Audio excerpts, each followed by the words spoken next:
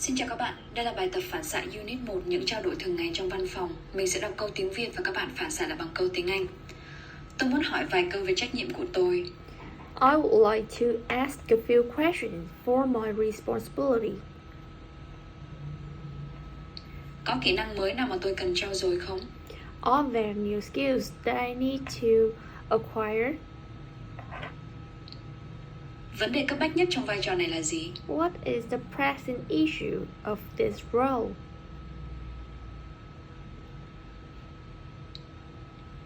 Tôi muốn hỏi thêm một số chi tiết về công việc của tôi. I would like to clarify details in my duty. Ông muốn ở khách sạn nào? At what hotel would you like to stay? Chúng ta cần phải kêu người sửa máy photo. We need to get the copy machine fixed. Vậy để làm rõ, tôi cần phải chuẩn bị cho vai trò trưởng nhóm đúng không ạ? So to clarify, I need to prepare for taking the team leader's role. Tôi muốn làm rõ một số điểm trong công việc của mình. I would like to clarify a few points in my duty. Ông có muốn nhận báo cáo qua email không? Do you want me to report you by email? Bạn có thể CC tôi vào các email liên quan đến vấn đề này không? Can you CC me into the email regarding this issue? Đâu là công việc quan trọng nhất mà tôi phải hoàn thành trong quý này? What is the most important work that I have to complete in this quarter? Vấn đề cấp bách nhất vào lúc này là gì? What is the most pressing issue of this role? At this Trước khi bắt moment, đầu nhiệm vụ của mình, tôi muốn thảo luận về công việc. before I get started on my work, I would like to discuss my job duty. Theo kinh nghiệm của bạn, đâu là cách tốt nhất để tiếp cận vấn đề này? In your experience, what is the best way to approach this problem? Vậy tôi sẽ đặt nó làm ưu tiên nhé. Shall I make it priority? Chúng ta phải gọi cho ai khi máy in bị hỏng? Who do we call to report a problem with the printer? Bạn đã vượt qua những vấn đề đó như thế nào? How were these problems overcome? Những ai có liên quan trình yếu tới vấn đề này? Who were the key people during the project? Theo kinh nghiệm của bạn, đâu là cách tốt nhất để ngăn chặn vấn đề này? In your experience, what is the best way to prevent this issue? Đâu là dự án quan trọng nhất mà tôi phải hoàn thành? What is the most important issue, important project that I have to Ông có nghĩ là tôi cần succeed học in? thêm điều gì trong vai trò này không? Do you think I need to take any education in performing this role?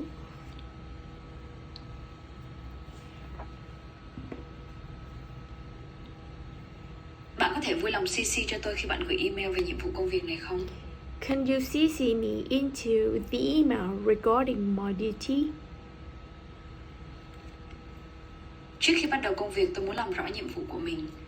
Before I begin with I get started with my duty, I would like Tôi muốn to một bàn phím công thái học, tôi có thể gõ nhanh clarify hơn nhiều với my những cái duty. đó. I would like an ergonomic keyboard. I can type much faster with those. Điều này có nghĩa là vai trò của tôi bao gồm giải quyết các thắc mắc của khách hàng. Does this mean my role include dealing with customers' inquiries? Nếu nó dưới 1 megabyte thì không có vấn đề gì đâu. If it is under 1 megabyte, you shouldn't have a problem.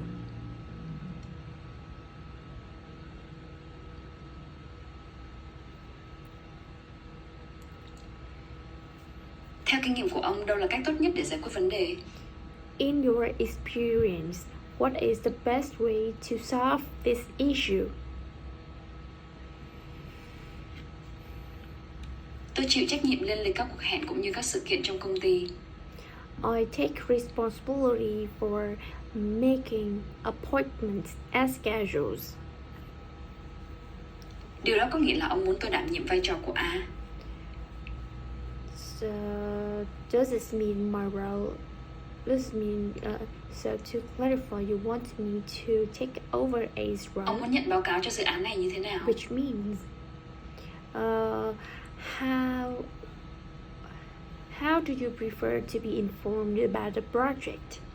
Tôi cần phải ưu tiên cho việc cắt giảm chi phí hoạt động. I need to give priority to reducing operational cost. Giấy cho máy photo ở đâu ta? Where is the paper for the copy machine?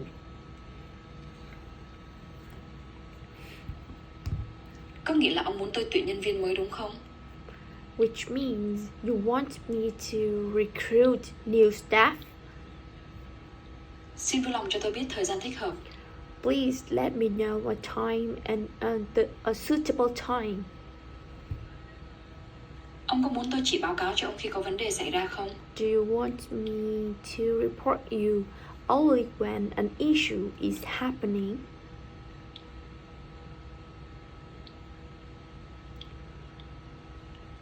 Ông có muốn nhận báo cáo bằng cuộc thảo luận trực tiếp không? Would you prefer to meet in person to discuss this project? Việc đầu tiên là sắp xếp tất cả tài liệu và phân loại chúng vào các tủ hồ sơ. The first thing is arranging all documents and sorting them in file cabinets.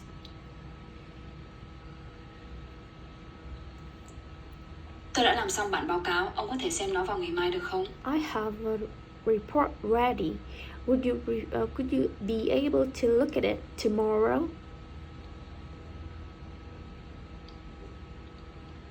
Tôi có thể tìm tài liệu tham khảo để giải quyết vấn đề này ở đâu? Where can I locate the reference to solve this issue? Đâu là nhiệm vụ quan trọng nhất mà tôi phải thực hiện trước?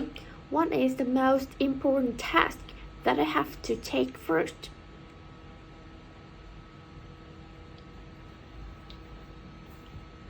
Anh có biết cái máy in nó bị sao không? Do you know what's wrong with the printer?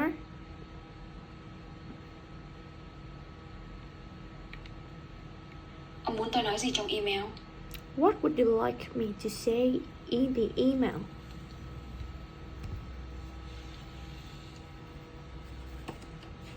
Tôi bắt đầu công việc mỗi ngày lúc 7 giờ sáng và kết thúc lúc 5 giờ chiều. I start my work at 7 a.m. and finish at 5 p.m. every day. Tôi có thể lấy một chiếc ghế mới không? Cái này khó chịu quá. Could I get a new chair? This one is so uncomfortable.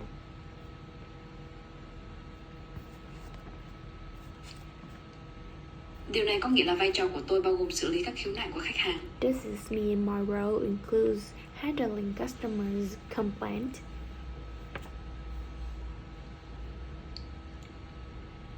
Xin vui lòng cho tôi biết ngày và giờ phù hợp với bạn. Please let me know a time and date that suits you.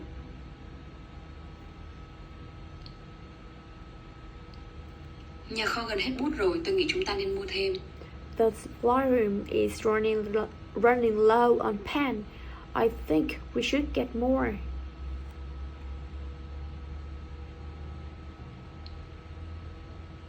Điều này có nghĩa là vai trò của tôi bao gồm tiến hành hướng dẫn khách hàng. Does this mean my role includes conducting customer education?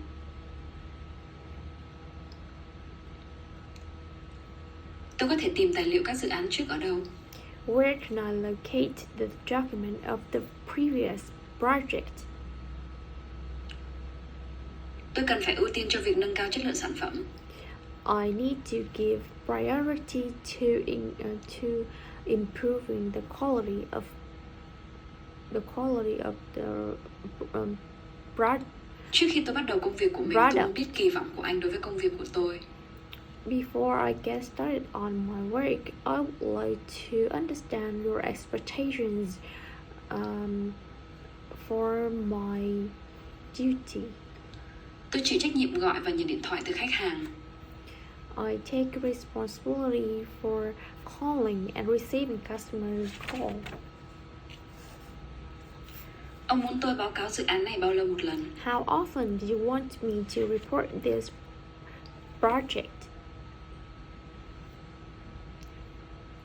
Màn hình của tôi rất cũ, nó hơi mờ và khiến tôi đau đầu khi nhìn lâu. Tôi có thể mua một màn hình mới được không? My monitor is too slow. Is very old. It's a little blurry and it gives me a headache when I look at it for a long duration. Could I get a new monitor?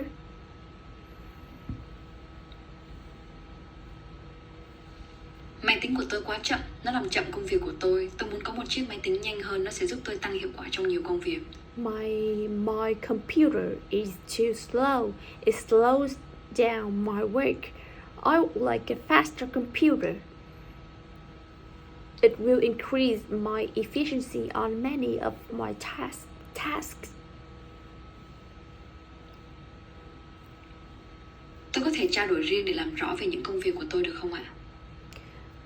Could I have a one-on-one meeting to get clarification on my job responsibility?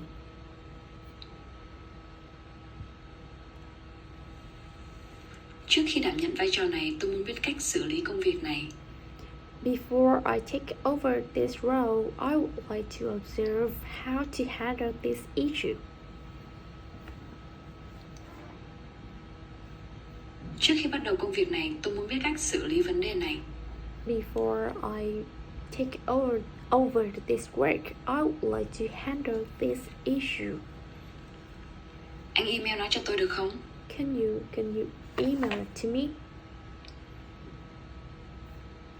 Tôi cần phải ưu tiên cho dự án nghiên cứu thị trường.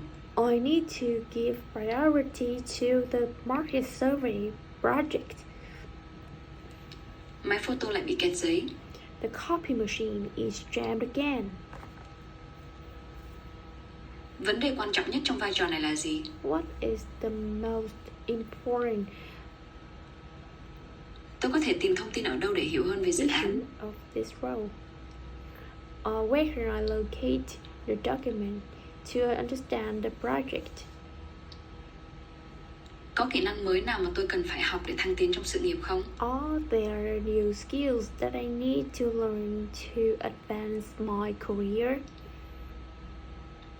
Trước khi đảm nhận vai trò này, tôi muốn quan sát toàn bộ quá trình làm việc.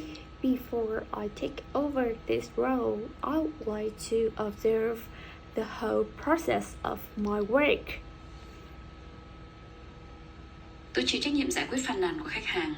I take responsibility for handling customers' Tôi chịu trách nhiệm complaints. quản lý các dự án.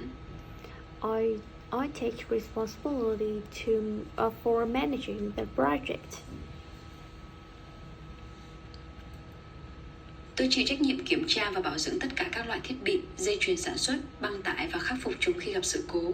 I take responsibility for checking and maintaining all kinds of facilities, production line, conveyor, and fix them when having problems. Tôi chịu trách nhiệm hỗ trợ cho giám đốc. I take responsibility for assisting the director. Ông muốn nó được hoàn thành khi nào? When would you like it completed?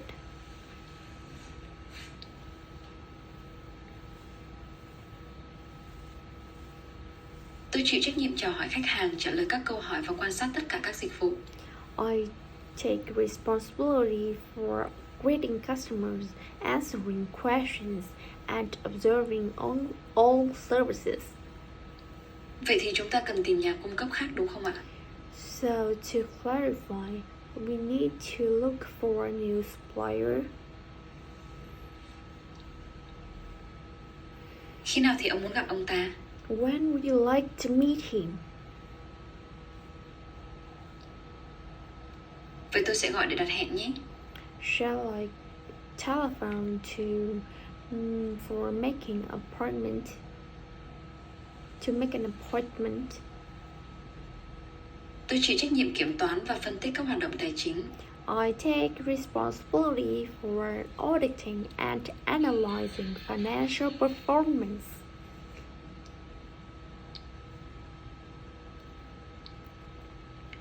Bạn có thể CC cho tôi khi bạn gửi email về dự án này không? Can you CC me into the email regarding this project?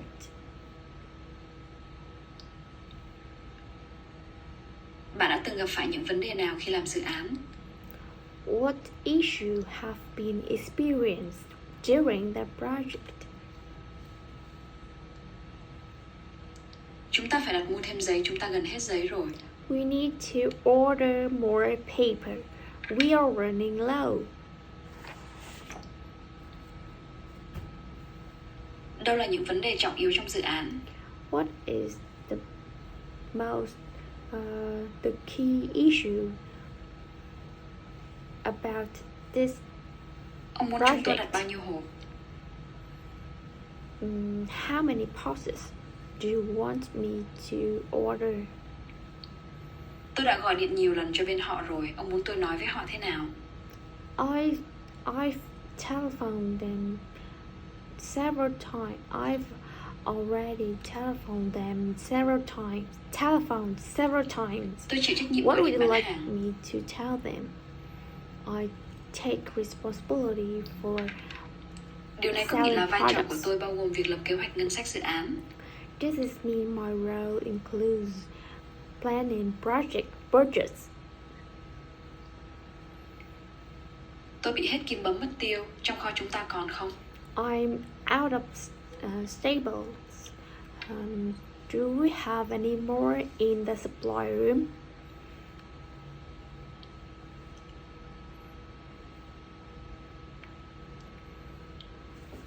Tôi chịu trách nhiệm bán hàng.